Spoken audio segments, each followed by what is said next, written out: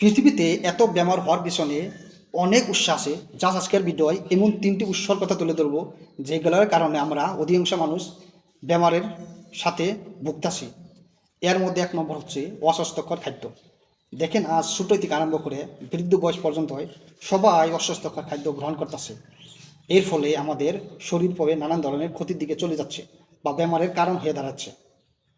আর 2 নম্বর হচ্ছে বাতাস। এই বাতাস আমাদের জন্য জীবন, কিন্তু কোনো কোনো সময় এই বাতাসটা আমাদের জন্য ঝুঁকিপূর্ণ হয়ে দাঁড়ায়।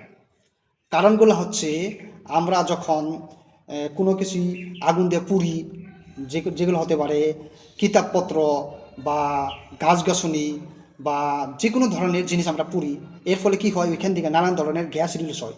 ওই গ্যাসগুলা আমাদের এয়ারের সাথে মিশে, এটা কি হয়, এই এয়ারগুলো আমাদের শরীরে নাক দিয়ে যায় বা মুখ দিয়ে যায়, যেগুলো যাওয়ার ফলে আমাদের শরীরে ক্ষতির কারণ হয়ে দাঁড়ায়। আর 3 নম্বর হচ্ছে পানি। এই পানিও আমাদের জন্য জীবন, কিন্তু কোনো কোনো সময় এই পানিও আমাদের জন্য ঝুঁকিপূর্ণ যদি পানিটা ফিল্টারেশন না থাকে, সাফচিকন না থাকে। পানির মধ্যে যদি কোনো ইনফেকশন থাকে, যেগুলো সাধারণভাবে আমাদের বেমার হওয়ার কারণ হয়ে দাঁড়ায়।